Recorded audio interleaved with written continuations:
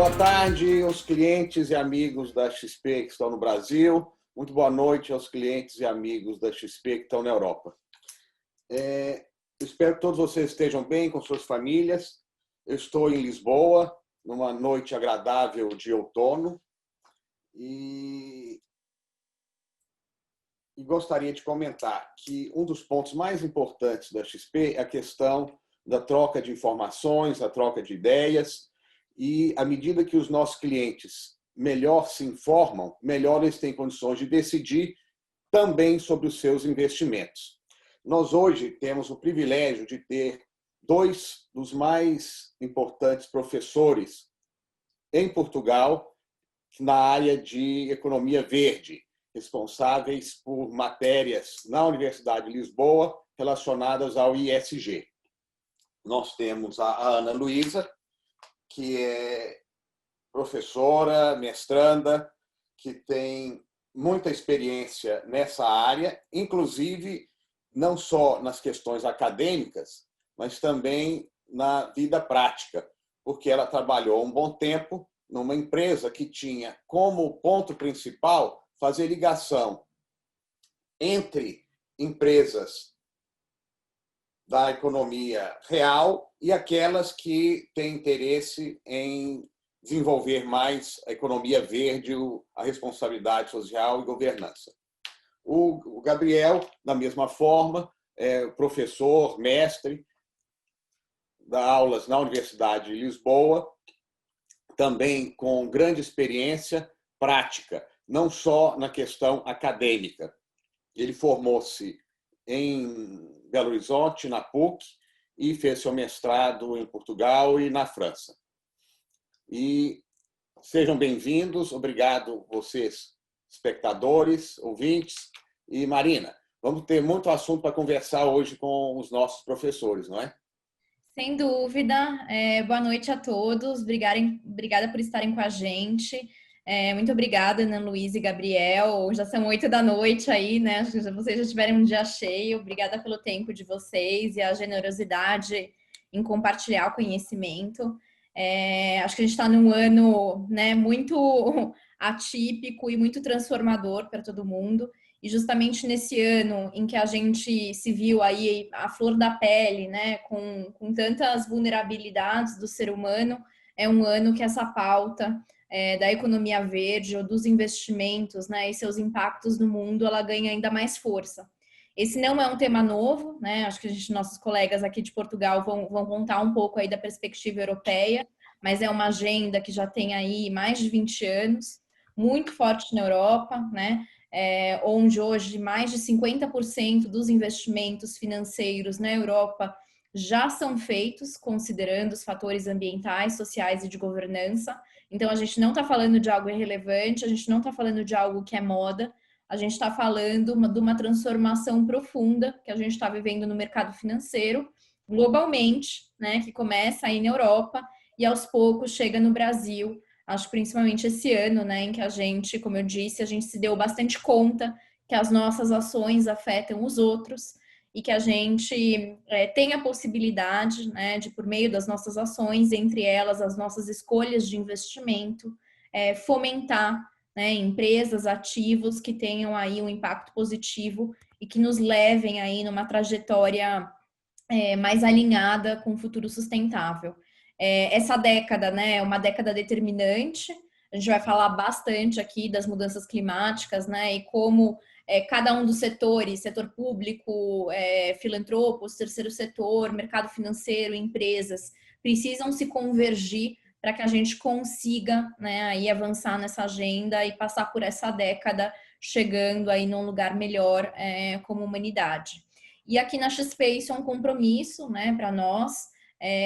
A gente está num processo profundo, inclusive de expandir aí nossa missão como grupo, entendendo que a gente tem um papel aqui muito importante de levar conhecimento sobre esse assunto, né? A XP surge como uma escola de educação financeira, que depois se transformou num grande grupo financeiro, mas a gente tem esse compromisso de levar, né, conhecimento sobre essa nova forma de pensar os investimentos e as empresas para todo mundo, e do outro lado, a gente quer cada vez mais ser essa plataforma que ajuda os nossos clientes a fazerem a transição, né, de portfólios de investimento tradicionais para portfólios mais alinhados com seus valores, mais alinhados com os temas de futuro e que tenham sustentabilidade e impacto adicional, né, à performance financeira.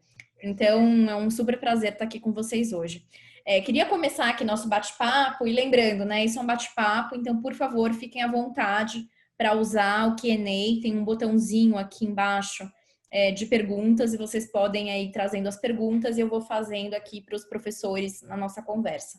Acho que queria começar ouvindo de vocês, Ana Luísa e Gabriel, um pouco, vocês puderem fazer para a gente uma retrospectiva aí um pouco histórica, de como que essa agenda, né, da economia verde, dos objetivos de desenvolvimento sustentável, como que ela vem se desenvolvendo, né, na Europa nos últimos anos.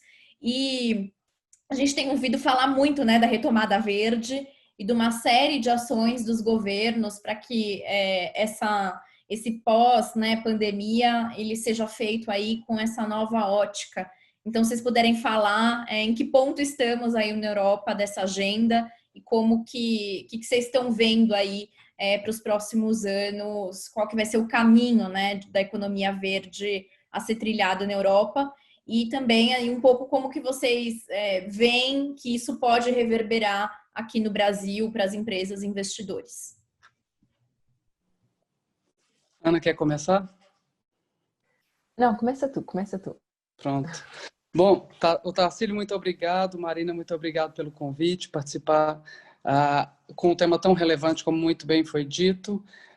Ninguém esperava essa montanha-russa que a gente vive hoje dessa pandemia. E também veio a calhar que a gente está num momento muito importante e decisivo no mundo, que são as eleições americanas, onde são duas ideias muito distintas que estão em jogo, e os Estados Unidos, enquanto um player internacional e fundamental nessa questão da economia verde, essas eleições podem ter um impacto muito grande daqui para frente. Mas em termos de Europa, o que a gente consegue perceber é que desde 91, da COP92, no Rio de Janeiro, onde começou essa preocupação com a sustentabilidade, e lá se vão quase 28 anos desde esse primeiro encontro de líderes mundiais para pensar em sustentabilidade, principalmente na questão ambiental. A gente teve também, em 2015, duas grandes cimeiras que são muito importantes para esse contexto da economia verde, que são os Sustainable Development Goals das Nações Unidas e o Acordo de Paris, que trouxe uma nova perspectiva e reforçou aqueles princípios que tinham sido decididos lá na COP21, no Rio de Janeiro. E a Europa tem, de uma forma muito ativa, muito proativa, na verdade, vem regulando a sua economia e o que a gente tem chamado dessa nova green economy aqui dentro da Europa. A gente tem percebido que tem sido feito dentro da Europa tem sido muito expressivo, e eu acho que a organização em que a gente tem hoje da União Europeia contribui muito para a forma como isso está sendo organizado e colocado em ação.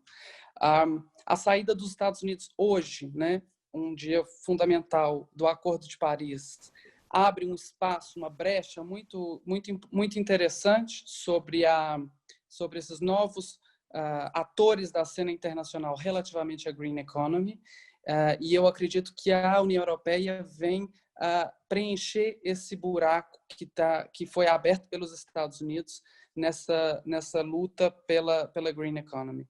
Então, eu acho que pode ser, o debate pode ser interessante. Essa primeira introdução eu não vou falar muito e não vou aprofundar muito, vou deixar a Ana também trazer o contributo dela, que também é portuguesa e tem uma vivência em outras áreas, em outros países. Eu acho que ela também pode trazer um pouco mais sobre essa questão da economia verde em outros aspectos. Mas a forma que eu penso que isso pode reverberar no Brasil é que a gente vai sentir e vai ter o que a gente chama de efeito manada. O primeiro que começar a fazer, a Europa vem construindo isso ao longo desses 28 anos, desde a COP21, e eu espero que isso consiga... Mas Marina, muito importante lembrar, apesar da gente estar falando de 28 anos, só tem agora em junho de 2020 é que a gente tem a primeira taxonomia do que são e o que é e o que não é investimentos sustentáveis na União Europeia. Então, agora a gente começa a ter as regulamentações mais fortes e mais diretas e que trazem mais clareza sobre o que é e o que não é um investimento sustentável. Mas, bom, isso a gente tem muita coisa para discutir. Eu passo a palavra para a Ana para essa primeira introdução, para essa primeira rodada. Muito obrigada, Gabriel. E, mais uma vez, obrigada à XP, ao Tacílio e à Marina pelo convite. É um prazer estar aqui a falar convosco. E uma coisa que eu gostaria de acrescentar àquilo que o Gabriel disse, pronto, em relação ao contexto histórico, é um pouco isso, é um movimento também global, ligado às Nações Unidas, portanto, ligado à nossa forma de relações internacionais e transnacionais. E aqui duas coisas que eu gostaria de realçar. Uma é que, contrariamente a outros processos ligados ao desenvolvimento, nomeadamente à agenda global anterior, que era os Objetivos de Desenvolvimento do Milénio das Nações Unidas entre 2000 e 2015, que era muito mais focada no desenvolvimento humano e no tal levantar os países da pobreza, esta agenda dos ODS, estabelecida em 2015, é uma agenda marcadamente global e que tem a pretensão de trazer vários setores, um pouco Marina, como estava a dizer, vários setores, público, privado, terceiro setor, juntos nesta caminhada para o desenvolvimento sustentável, que não é uma caminhada de agora, mas é um desafio muito grande e o debate para além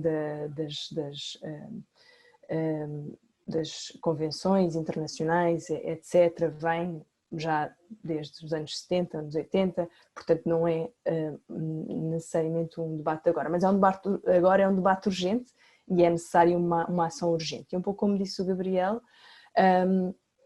a União Europeia, especialmente nestes últimos anos e agora com esta aposta na retoma verde, tem-se tornado ou quer tornar-se um líder no setor, um pouco também na ausência da liderança dos Estados Unidos, e não só se quer tornar não só tenta ser o catalisador para a mudança interna dentro da União Europeia, portanto incentivar a economia verde, e não é um caminho fácil, digo-vos também do ponto de vista do trabalho que fiz aqui há 2 anos no setor, como disse o Otacílio.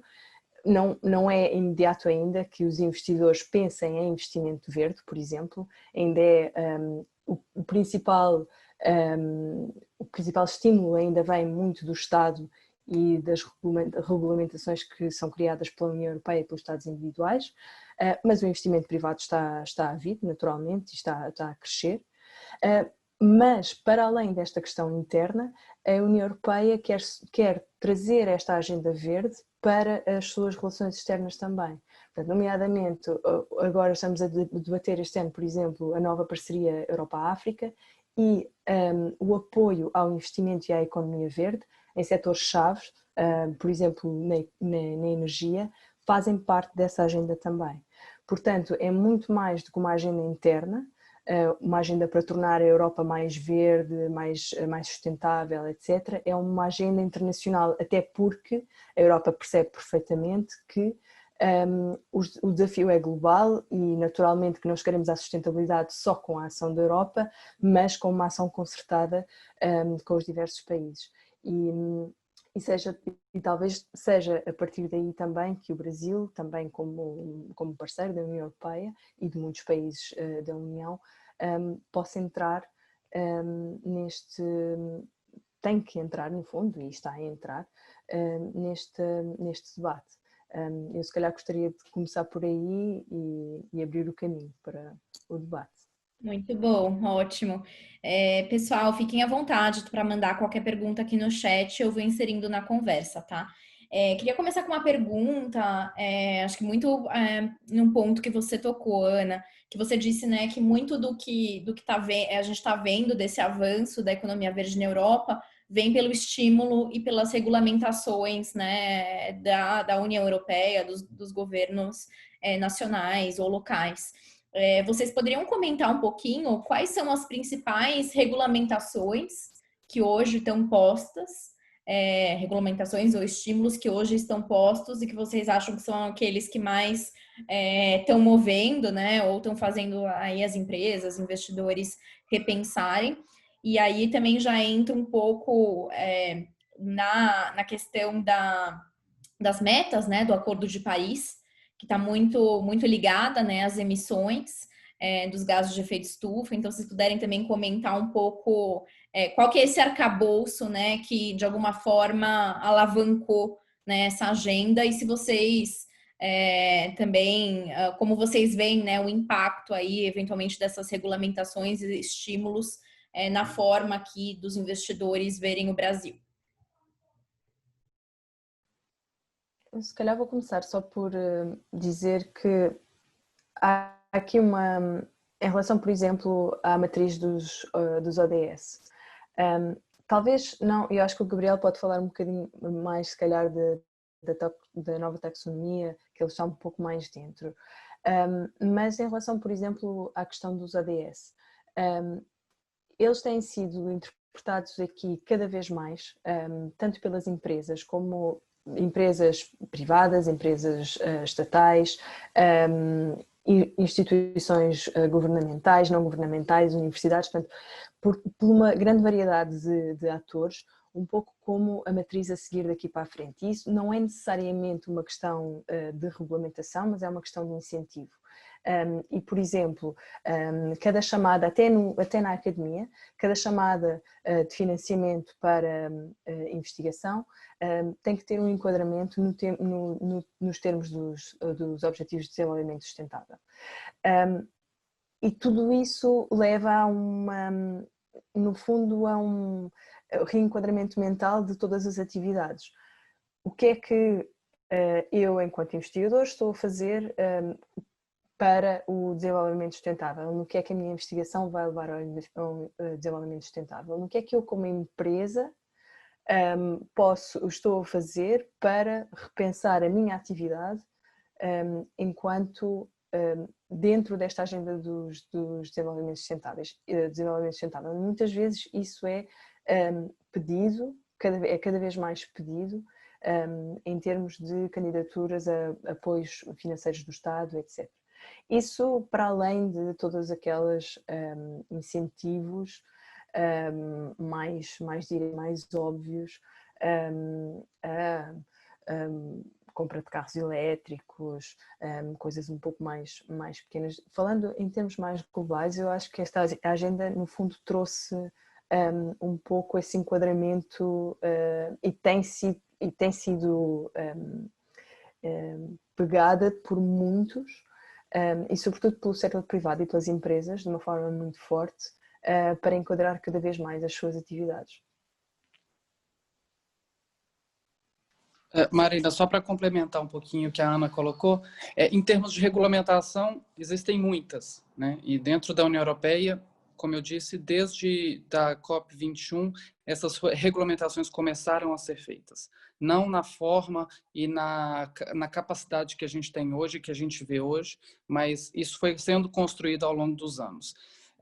Logo após a assinatura da agenda dos Sustainable Development Goals, já quase dezembro de 2016, a União Europeia, a Comissão Europeia encarregou um grupo de peritos de alto nível para elaborar uma estratégia global. E isso, esses peritos foram responsáveis por criar uma estratégia de financiamento sustentável. Isso já foi um passo muito grande, e produziu um report de centenas de milhares de páginas em que eles conseguiram quantificar e qualificar quais são as indústrias mais poluentes, quais são as que são as melhores, que têm os melhores desempenhos em termos de ESG. Em julho, como eu disse agora, recentemente, em 2020, junho de 2020, a gente teve a primeira regulamentação da taxonomia sobre o que são esses investimentos sustentáveis. Então, a União Europeia agora entra de uma forma mais forte e começa a definir, de fato, o que é e o que não é sustentável. Até então, existiam essas regras e convenções internacionais que foram assinadas com o Acordo de Paris, eu esqueço como falar, MDGs, os Millennium Development Goals, os SDGs, os Sustainable Development Goals. Então, anteriormente a isso, eles eram pautados por essas agendas e cimeiras internacionais, recomendadas, né? Isso é importante a gente ressaltar. E a partir de agora, existe uma taxonomia para isso. E ela define quais são as atividades econômicas que podem ser ou não consideradas sustentáveis. E os objetivos dessa taxonomia são 6. E eu vou elencá-los rapidamente, porque eu acho que isso também pode gerar alguma dúvida em quem nos escuta e também pode gerar um debate mais profundo, se for o caso, que é a mitigação de alterações climáticas, adaptação a essas alterações, utilização sustentável e proteção dos recursos hídricos, a transição para uma economia circular. Eu acho que esse é um dos pontos mais importantes e que é o mais levantado dentro da União Europeia em termos de regulamentação, que é exatamente a durabilidade, a reutilização e a possibilidade de reciclagem do que é produzido dentro da União Europeia. Então, as indústrias hoje precisam produzir tendo em mente que eles precisam, os componentes utilizados nessa produção precisam ser reutilizados, precisam ser duráveis, né? Precisam aumentar a durabilidade dos bens de consumo. E a prevenção e controle da poluição e proteção e restauro da biodiversidade dos ecossistemas. Ou seja, basicamente, o que essa taxonomia impõe é regulamentar o que já estava na Agenda 2030. Né? Então, a gente tem uma regulamentação mais forte nesse sentido. E eu acho que isso vai mudar a forma como, e já tem mudado a forma como as empresas e os investimentos têm sido feitos. Aquelas que saem na frente e que desde 91 já vem reconhecidamente efetuando essa transição e essa mudança, hoje, por exemplo, podem ter acesso a financiamentos que são exclusivos para empresas que fazem um relatório ESG, né? Que tem no seu core business essa preocupação com a economia sustentável, com a poluição, a proteção dos recursos hídricos e por aí vai. Uhum. E isso traz mais investimentos, isso atrai mais investimentos. Não, é interessante você dizer isso, porque aqui na XP a gente fez uma pesquisa com 30 mil clientes sobre qual a principal barreira, né, na visão deles, para eles, né, migrarem seus investimentos para investimentos sustentáveis. E a principal barreira, né, o principal fator citado foi a desconfiança do real impacto, né, daqueles investimentos, ou se a empresa de fato tá fazendo aquelas práticas sociais, ambientais, ou se é greenwashing, né, ou ela é só para inglês ver.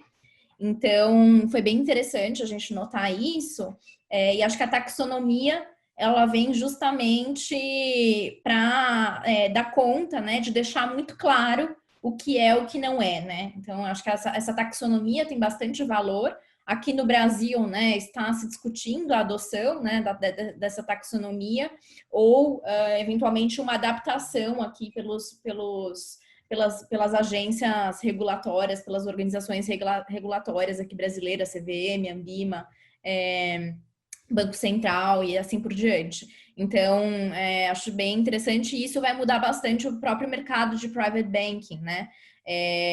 Até julho do ano que vem, não só, né, os gestores de patrimônio vão ter que mostrar que os produtos, né, sustentáveis que eles estão oferecendo estão explicitamente, né, alinhados à taxonomia, como eles vão ter que, né, mostrar todos os disclosures, a análise desses produtos no seu site ou nos seus materiais. E o terceiro ponto é que eles vão ter que mostrar claramente para o cliente que eles estão levando em conta as preferências, né, em termos de ESG do cliente na composição da sua carteira. Então, acho que a gente vai ter aí uma grande revolução aí na própria indústria, né, de gestão de patrimônio, começando da Europa, por conta da taxonomia e dessas outras regulamentações. Tem duas perguntas aqui, vou aproveitar e fazê-las, tá? Uma delas é como que lidar, né? Como vocês veem assim, essa fala de que hoje para a Europa, né, ela está num lugar de que ela já se desenvolveu, ela já é um continente rico, e agora ela vem, né, impondo essas agendas globalmente para países, né, ou para regiões como África, América Latina, que ainda tem muito para crescer, né? Um pouco como vocês enxergam isso. E uma outra pergunta é como que a responsabilidade social e ESG, qual que é a relação, né, entre essas duas, enfim, esses dois termos ou essas duas lógicas. Ana, quer começar? Ok, posso começar. Em relação à pergunta sobre a questão, entre aspas, e eu também concordo, deve ser assim desenvolvido e subdesenvolvido, acho que é uma pergunta que vai um pouco para além até deste debate. Ou seja, sim, há um argumento muito forte que é, verdade, é que não é só uma questão do ser mais desenvolvido ou mais industrializado, etc. É uma questão também de, se estivermos a falar, por exemplo, especificamente de impacto ambiental, são as economias mais industrializadas que têm maior impacto nas emissões de carbono, por exemplo. Portanto, poderíamos argumentar perfeitamente que regiões que ainda têm muito caminho para percorrer e que precisam de enriquecer também, ou de industrializar-se, se a questão for essa, não têm tanta responsabilidade e, no fundo, devíamos deixar, se calhar, seguir o seu rumo ao desenvolvimento, nós o entendemos. Acho que a questão é maior do que isso, no sentido em que acho que todo este debate vem no fundo questionar também o que é o conceito de desenvolvimento e qual é que deve ser o desenvolvimento e para onde é que devemos seguir. E isso é um debate que tem que ser feito em todo o lado. Eu pessoalmente, e assim talvez mais pessoalmente, também acho que os países mais industrializados têm que tomar mais responsabilidade e no fundo encontrar mecanismos para que haja uma maior distribuição de riqueza, mas isso vai muito para além deste debate entre continuar um desenvolvimento industrial que sabemos que ecologicamente e ambientalmente não é sustentável, de continuar com a destruição de habitats naturais em países que ainda têm recursos naturais que devem ser preservados para um bem maior, e infelizmente ainda não conseguimos também ter um mecanismo intergovernamental que consegue no fundo ajudar a manter esse património, mas sim, é uma questão maior e mais complicada. Não sei se queres dizer alguma coisa, Gabriel, ou se queres que fale um pouco sobre a outra questão de responsabilidade social. Deixa eu só acrescentar uma coisa nessa questão sobre a diferença dos países desenvolvidos e em desenvolvimento, que é a nova forma como a gente deve se tratar. Bom, a Europa podia tomar uma decisão de continuar sendo poluidora, né? Continuar na economia como era, como sempre foi, tradicional. Poluidora, extrativista e pronto, né? Agora, percebe-se que com o avanço da ciência e dos estudos que a gente tem tido, que não dá para ser desse jeito mais. Então, é preciso que haja uma mudança a nível e que se comece por aqui, né? Porque a gente não está falando de uma mudança fácil, atenção. É uma mudança muito drástica. Muitos modelos de negócios vão chegar ao fim, né? A green economy pode ser muito boa e também pode ser muito ruim. A gente não sabe, não conseguimos prever o futuro. Mas a gente tem que cientificamente falando, o mundo não aguenta o nível de desenvolvimento e o nível de consumo e produção que a gente tem hoje. Então, a União Europeia, num esforço conjunto e muito orientado pelas questões científicas, pelos estudos que têm sido desenvolvidos relativamente aos limites de consumo, limites de produção planetário, tem criado uma estratégia para essa transição, né? Não necessariamente o que eu penso que pode ser diferente e eu acho que os países desenvolvidos precisam ser responsabilizados, sim, mas eles precisam ajudar e auxiliar os seus pares, né, em desenvolvimento a também completar essa transição, né? Porque não quer dizer que a Europa se enriqueceu dessa forma que esse é o modelo correto. Veja bem, a gente tem um planeta que está com um risco sério de extinção, inclusive nós, né? A gente tem cada vez menos recursos naturais disponíveis, e a gente não necessariamente precisa adotar o mesmo sistema com os países que estão ou se desenvolvendo, né? Se alavancando, né? Então, eu acho que o modelo talvez não seja o mais correto, no sentido de que não é porque a Europa já passou esse processo que agora quer impor aos demais esse retrocesso. Não é isso. A Europa podia muito bem continuar poluindo, continuar extraindo e pronto. Mas não, foi decidido que essa nova forma de se fazer uma economia é uma transição muito difícil, é uma transição que exige muito recurso, a gente está falando de trilhões de euros anuais, né? E a gente já percebe, e eu aqui também acho que talvez valha a pena entrar um pouco nisso, o investimento público não é suficiente. A iniciativa privada precisa participar disso, né? Tanto para cooperar em níveis ambientais, quanto também financeiros, né?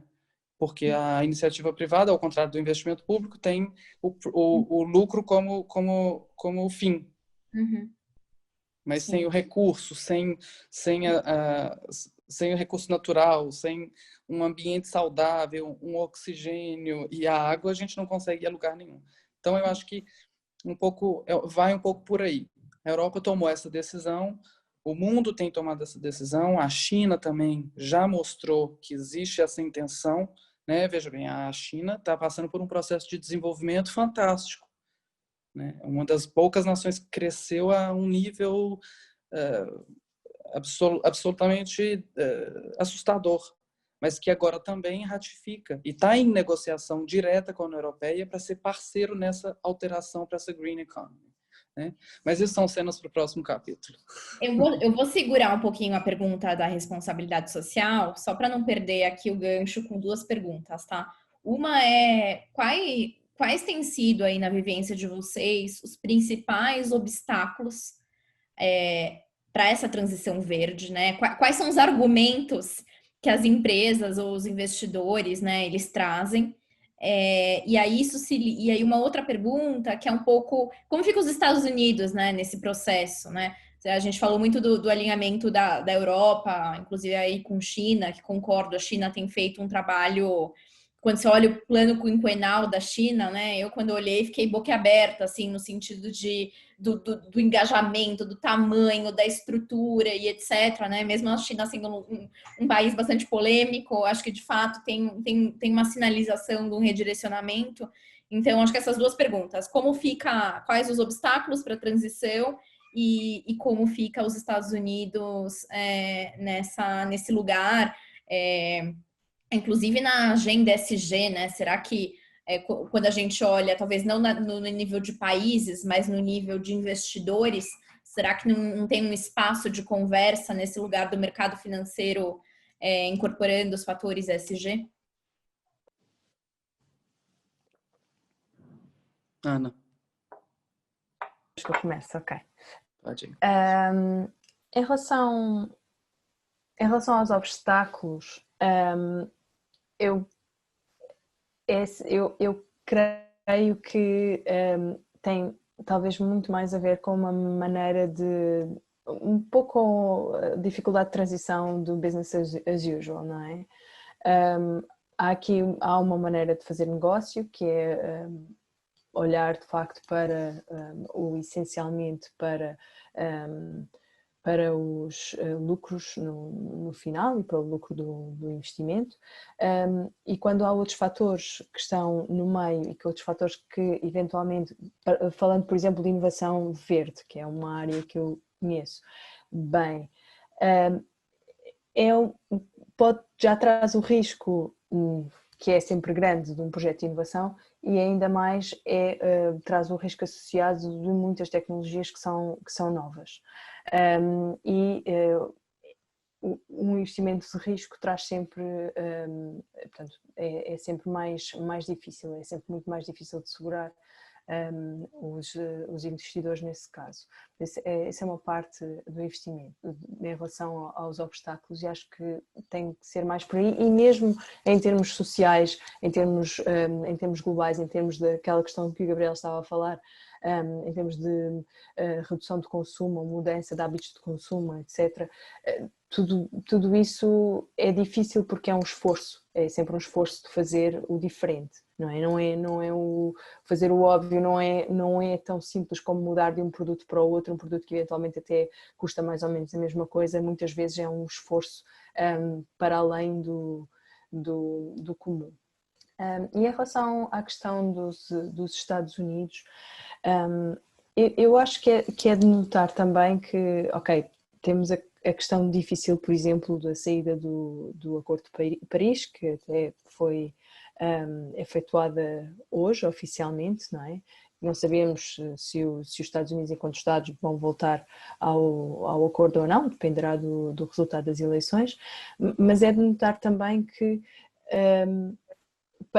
apesar de haver essa falta de compromisso do Estado, esse retrocesso do Estado americano, muitos Estados americanos, muitas cidades americanas, muitas empresas americanas continuam a manifestar o interesse de contribuir para o acordo climático e para a luta contra as alterações climáticas, e seguem uma agenda ESG também. Portanto, não quer dizer que todos os Estados Unidos não estão a tentar trazer, no fundo, a sua contribuição e caminhar para um desenvolvimento também sustentável. Isso não é verdade. Há de facto, sim, Estados que estão a ficar para trás e que estão a tomar decisões nesse sentido, mas também há outros que na verdade estão a tomar até iniciativas muito fortes e em várias redes, como as cidades verdes, a rede das cidades resilientes. Os Estados Unidos estão e vão continuar a estar muito, muito presentes, esperamos. Portanto, é um pouco mais é tudo um pouco mais complexo neste momento do que só políticas de relações entre Estados. Neste momento temos as cidades a tomar muita importância, temos as organizações não governamentais e os movimentos transnacionais, portanto acho que o debate se alargou muito mais e isso é positivo também. Marina, só para acrescentar, eu acho que relativamente aos obstáculos, eles são muitos, né? Como tudo que envolve uma grande mudança, tudo que envolve dinheiro e tudo que envolve investimento é muito difícil. Mas eu aqui colocaria dois grandes obstáculos, que é primeiro a inovação e a tecnologia. Essa transição ela precisa ser muito forte nessas duas áreas. Imagina que você produz um liquidificador e agora você precisa de fazer com que esse liquidificador seja mais durável e mais resistente. É preciso investir em tecnologia para que isso aconteça, né? E outra, quando uma indústria dessa vai produzir alguma coisa, a partir de agora ela vai ter que pensar em todos os componentes que ali dentro estão para que ela feche essa economia circular e que ela de fato consiga depois reaproveitar tudo aquilo, né? Hoje a gente consome e descarta e pronto. O Brasil, por exemplo, recicla 1% de todo o lixo que é produzido domesticamente, né? Então, veja bem, a quantidade de coisa que é desperdiçada é muito grande. Mas, bom, voltando à questão do obstáculo, eu acho que é isso. Primeiro são os investimentos, a inovação e a tecnologia necessária. Mas, se a gente não começar, e através dos estímulos que estão sendo feitos pela União Europeia, que passam os trilhões de euros anuais, a gente não vai conseguir chegar a lado nenhum. E eu acho que o investimento público entra aqui como um garantidor para esses investimentos, né? O investimento público, ele reduz a incerteza desses investimentos. E eu acho que está aí uma coisa que pode atrair muito os investidores que querem ter em sua carta de investimentos fundos mais sustentáveis, ações de empresas mais sustentáveis, né? Porque uma empresa, por exemplo, a gente pode citar a Apple, né? Não sei se a gente pode citar marcas, mas enfim, acabou de lançar a estratégia dela para 2050, Carbon Neutral até 2050. Tem 3 mensagens muito importantes dentro disso. A primeira é que essa empresa vai existir até 2050. É um compromisso que eles estão fazendo com seus investidores de que ela vai existir até 2050. O segundo, ela vai ser carbon neutral. Ela vai beneficiar a economia, o planeta, né? E terceiro, ela vai continuar entregando tecnologia de ponta para os seus consumidores. Então, são as mensagens subliminares que estão por trás da matriz ESG, né? Que são muito fundamentais e que as empresas precisam entender isso. Quando a gente assume essa responsabilidade ESG, quer dizer que nós nos impomos como uma empresa que é sustentável para o futuro, né? Muitos investimentos vão ser feitos, muita coisa vai promover essa transição, mas nós estaremos lá no futuro. Nós seremos carbon neutral, ou outras coisas mais que podem ser, né?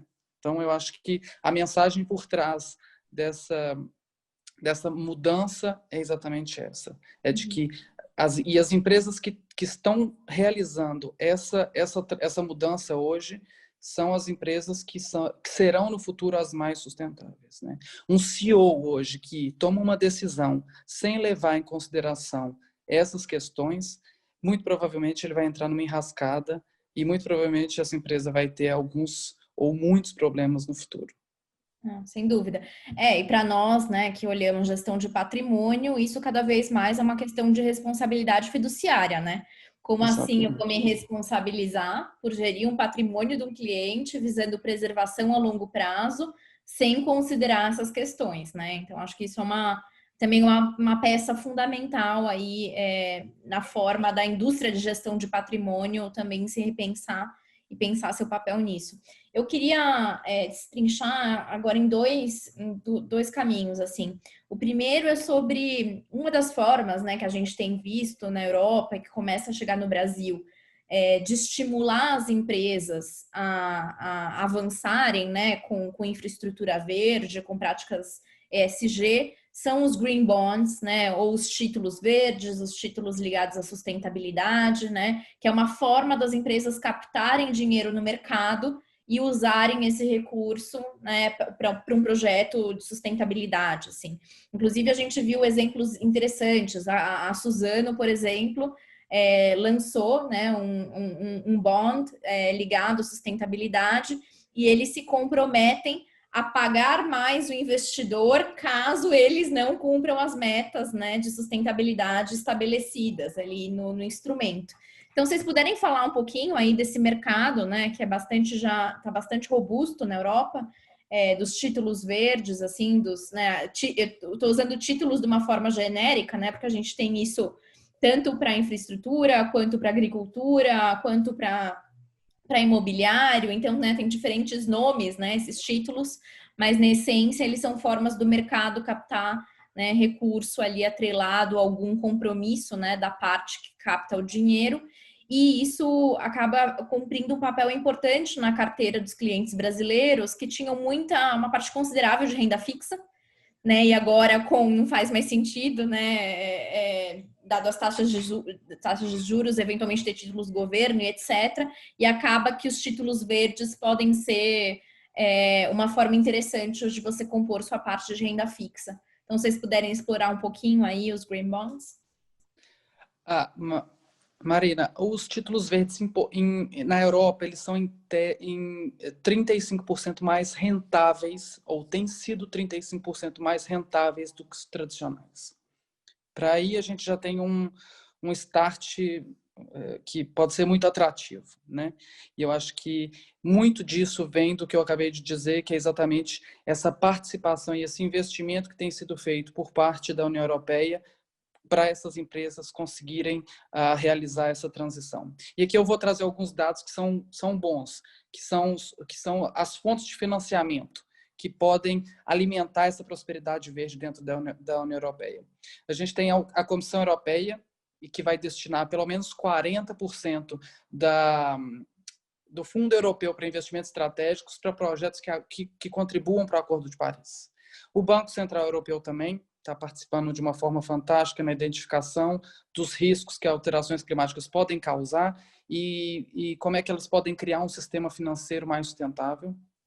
Os investimentos públicos, e aqui não muito atrelados a apenas a União Europeia, mas os investimentos públicos que acontecem a nível regional, têm um papel muito, muito importante para que se consiga fazer essa transição.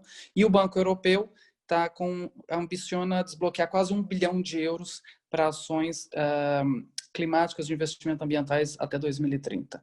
Então, eu acho que os Green Bonds estão em alta, eles vão acontecer, e eu acho que esse backup governamental que a gente tem tido diminui esse medo que existe. E aqui em Portugal, principalmente, o que a gente tem é muito direcionado para a questão da transição de energias renováveis, né? Isso aqui é muito, muito, muito forte. Portugal tem sido muito forte nessa área. E é muito interessante ver como que esse processo tem acontecido aqui e como que esses bonds, esses green bonds, têm fortalecido essa transição. Mas só para ficar, desculpa, não sei se ficou claro. Qual que é o papel do governo numa oferta de títulos verdes? O governo faz um backup, né? Tá. Ele tá sempre ali por trás, assegurando alguma coisa, né?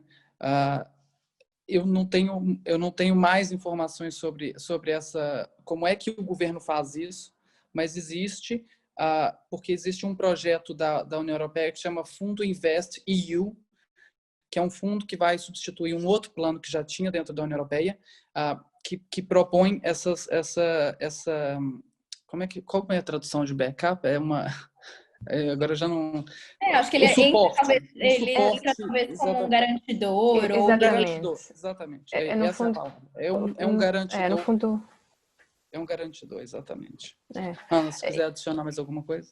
Não, e um pouco a mesma estrutura se vê mais em termos de investimento internacional e de ajuda ao desenvolvimento. Lá está um pouco a contribuição aos parceiros, não só da Europeia, mas também dos Estados Unidos, dos Estados da União Europeia, que são grandes doadores, que é o interesse de captar o investimento para grandes projetos. E, portanto, a Comissão Europeia, os doadores, etc., apresentam-se nesses grandes investimentos como um parceiro do setor privado que, no fundo, oferece a garantia e, no fundo, ajuda a dissolver um pouco o risco do investidor nos grandes investimentos. É ainda um grande ponto de interrogação, por vários motivos.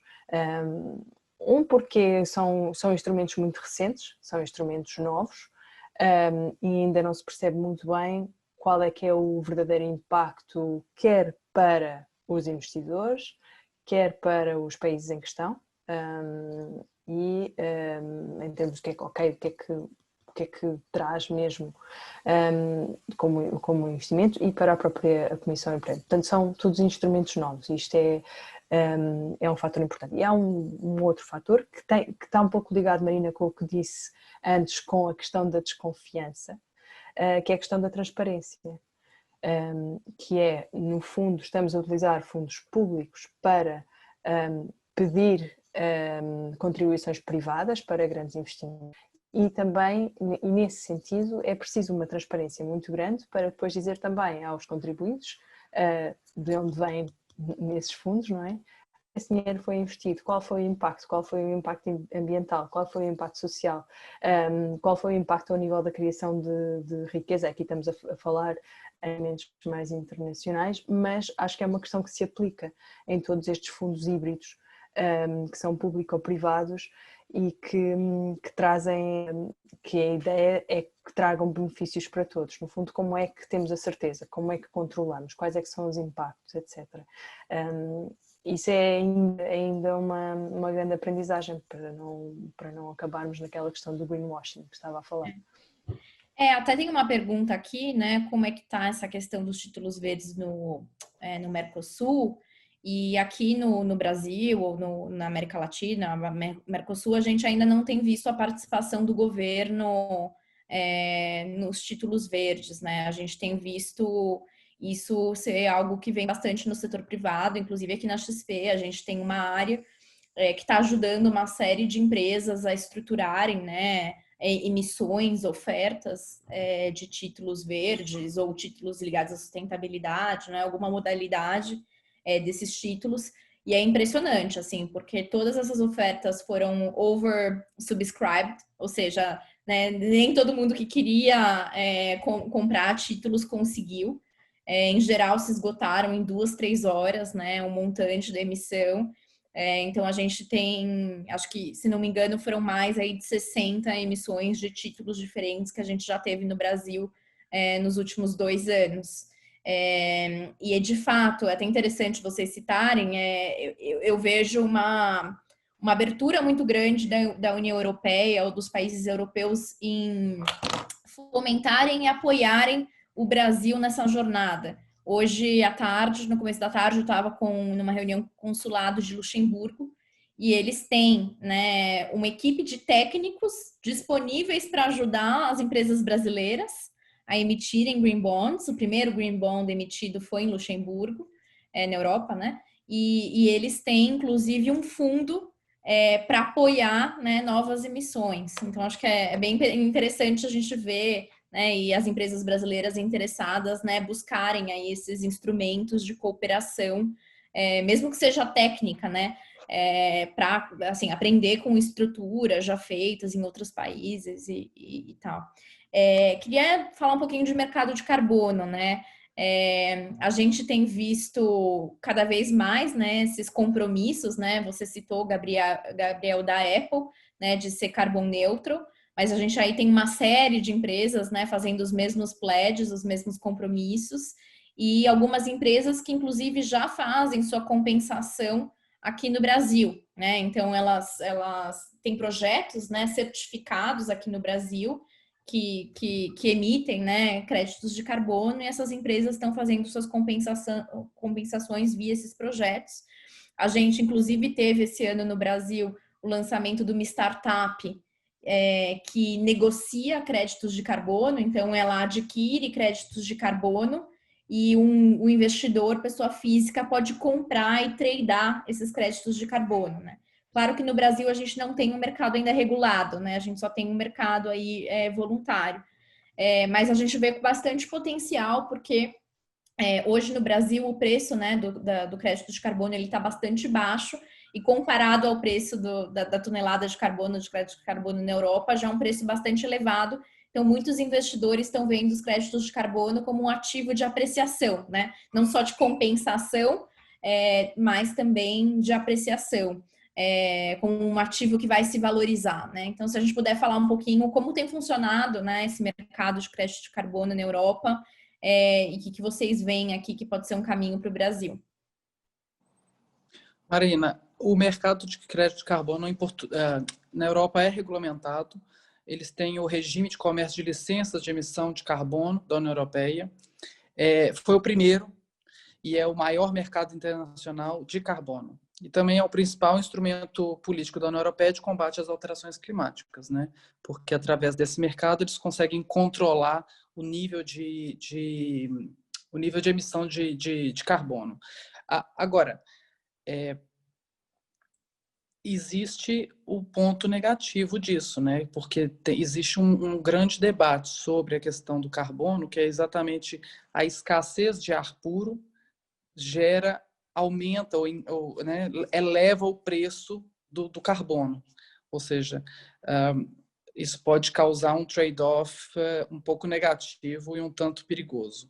Mas, de toda forma, aqui na Europa tem funcionado como forma de regular, né? Então, por exemplo, são mais de 11 mil indústrias dentro da União Europeia que são limitadas. As emissões de carbono são limitadas, tem um limite para que elas podem emitir, né? Quando elas passam aquele limite, existem alguns tipos de punição e, eventualmente, elas talvez tenham que fechar para que não ultrapassem aquele limite, né?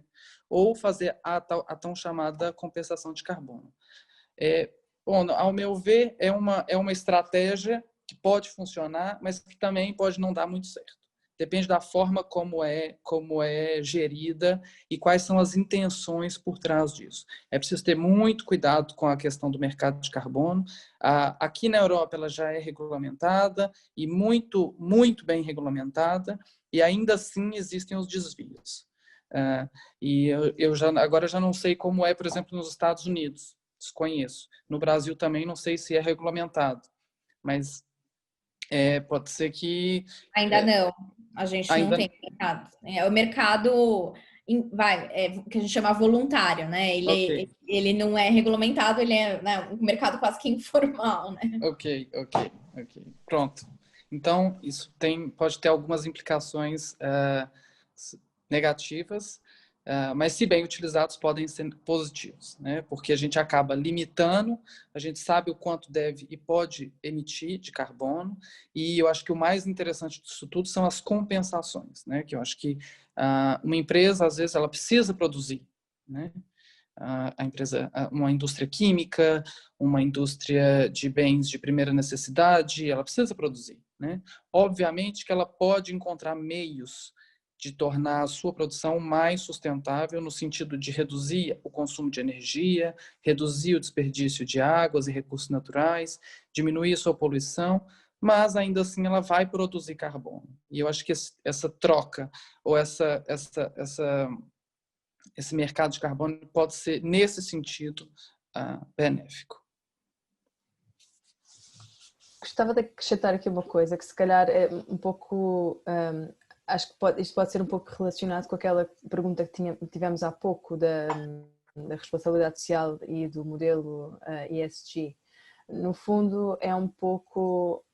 O mercado de carbono é um pouco um paliativo, não é propriamente uma solução, não é? Acho que é um bocadinho isso que o Gabriel estava...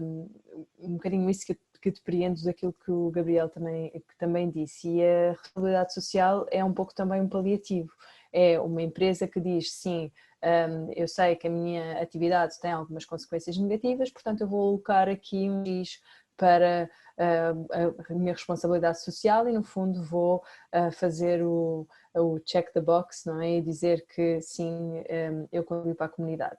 Se olhar para, em teoria, e se a coisa de facto fosse bem feita, um investimento numa estratégia ESG era olhar para os impactos ambientais, sociais, governamentais de uma empresa e tentar redefinir a estratégia dessa mesma empresa de forma a que não tivesse um impacto negativo no mundo em que vive, no fundo estivesse a contribuir para de forma positiva.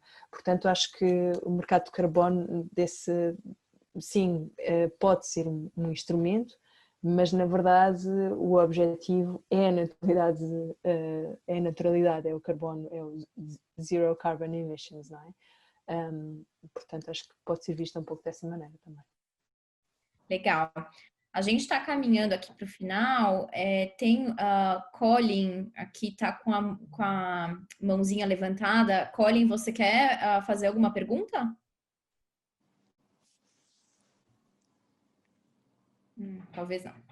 Bom, não sei se vocês querem deixar alguns comentários finais para a gente fechar. Claro. Bom, inicialmente, Marina, muito obrigado mais uma vez. E eu acho que esse tema é extremamente relevante, porque a gente está vivendo essa transição, e quando a gente vive a transição é muito mais difícil de saber quais são os caminhos certos e os errados, mas eu acho que a sustentabilidade ela entra como um novo padrão de investimento. Eu acho que dentro de um contexto de investimento, eu acho que a gente precisa incorporar esses fatores ambientais, sociais, de governança dentro da tomada de decisão sobre o investimento, né? Os responsáveis pelas carteiras de investimento precisam adicionar à sua análise esse novo tópico, né? Não é fácil, mas é preciso, até porque a gente só consegue, enquanto investidor, adicionar essa análise quando as empresas começam a emitir os seus relatórios, né? E as empresas só conseguem emitir os seus relatórios quando existe o investimento para que ela faça aquela transição. Então, é uma economia circular perigosa. É o contrário da outra economia circular, que é positiva, né? Uma coisa gera a outra. Mas não sei se me fiz entender, mas o que eu quero dizer é que eu acho que a indexação sustentável ela leva à normalização da indústria, promove uma divulgação e melhora o comportamento dessas empresas.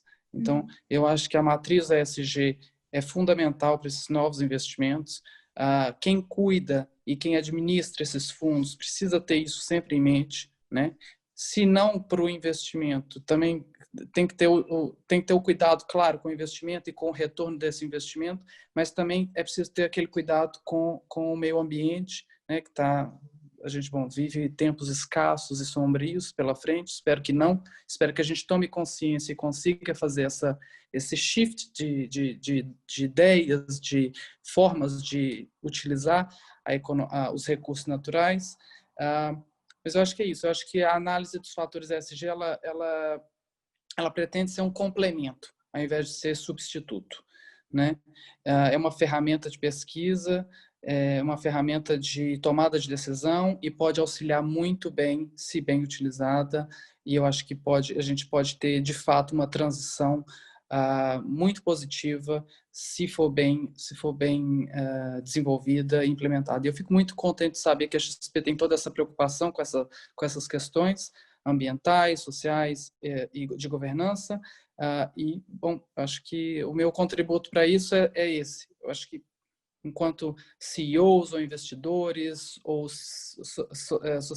membros da sociedade civil organizada, da universidade, aqui eu falo muito em nome da universidade, eu acho que essa mudança está acontecendo também dentro da universidade. Uma coisa que a gente não falou, mas que é muito importante, vem uma nova geração aí muito politizada e muito preocupada com essas questões.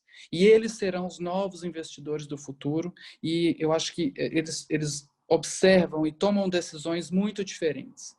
Então, eu acho que essa questão geracional também tem que ser levada em consideração.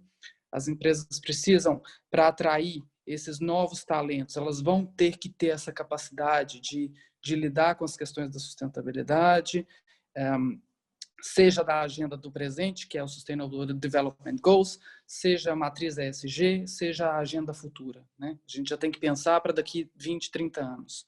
Quando a gente estava lá na COP21, há 28 anos atrás, a gente não poderia imaginar que só em 2020 é que, de fato, a gente ia fazer essa grande transição em consequência de uma pandemia, né?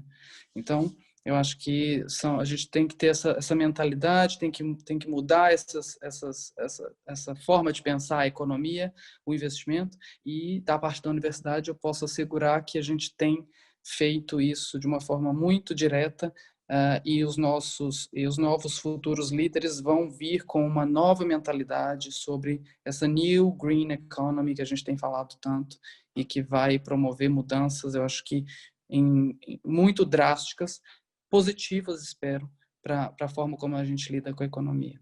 Tá bom? Muito bom. Ana? Mais uma vez também agradecer o convite, foi um prazer estar aqui a falar convosco e se calhar eu só queria terminar por, voltando um pouco ao início da nossa discussão, sobre este debate do desenvolvimento sustentável que traz um pouco pela primeira vez que fomenta um diálogo muito mais ativo entre os diferentes atores da sociedade. E porque esta questão que o Gabriel agora falou da universidade é uma outra iniciativa que nós temos agora no nosso programa, que é a Oficina Global, e nós depois partilharemos convosco também, talvez possa ser de interesse, porque o que nós queremos é trazer pessoas de vários setores, de várias vivências, para um debate em língua portuguesa sobre estes temas, porque achamos que faz falta, e começando pelos nossos alunos, mas também pelos nossos colegas investigadores, colegas da sociedade civil, empresas, etc. Mas é importante começarmos a pensar como é que criamos estas pontes. Profissionalmente, continuamos a viver em bolhas e continuamos a trabalhar em silos. O que nós estamos aqui a tentar fazer como universidade é sair deste silo e falar com pessoas diferentes, comunicar, dialogar, porque é assim que chegamos a soluções. E faz-me pensar, por exemplo, um pouco a questão que a Marina estava a falar, da avaliação, do controle, de facto, do que é implementado no terreno pelas empresas. Porque não, por exemplo, ter colaborações com a sociedade civil, com organizações da sociedade civil. Aqui há pouco tempo li uma investigação muito interessante, numa colaboração entre uma universidade e uma organização da sociedade civil no Bangladesh, que falava com diferentes empresas para perceber qual é que era o nível de implementação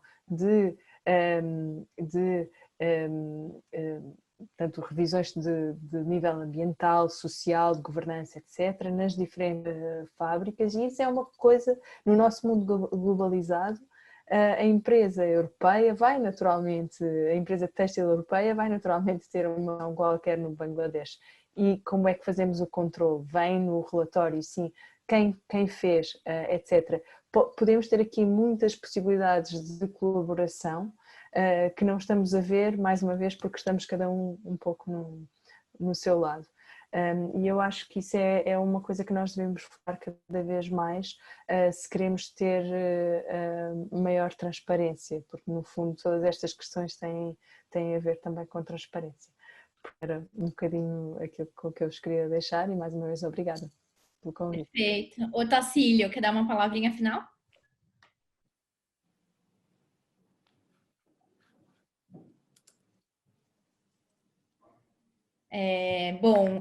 Vou então fechar aqui. Queria agradecer novamente a participação de todos. Foi um prazer tê-los conosco, Gabriel, Ana Luísa, Otacílio. Acho que todas essas discussões, né, estão cada vez mais presentes aqui na nossa forma de pensar investimentos na XP. Então também fiquem super à vontade para buscar, né, a pessoa que trabalha aí com vocês nos seus investimentos, para avançar, né, nessa agenda de transição para investimentos mais sustentáveis. A gente vai deixar o link disponível depois no nosso YouTube, no YouTube da XP Private, e fiquem à vontade também para compartilhar o link com pessoas que possam se interessar. Tá bom? Uma boa noite a todos. Otacílio, se você quiser dar um tchauzinho também. Eu queria comentar a todos os espectadores que a XP não apenas acompanha esse tema, como dá relevância e é um ator importante para divulgar e fazer com que saia do papel, saia da universidade, saia dos livros e entre na também no bolso dos investidores que souberam, com a nossa assessoria, identificar as melhores alternativas, incluindo as empresas responsáveis e que acompanham as metas ESG. E obrigado, Ana, obrigado, Gabriel, obrigado, Marina.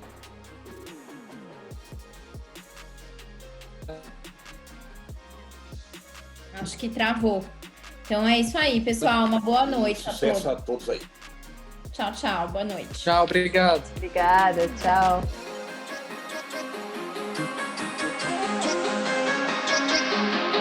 Thank you.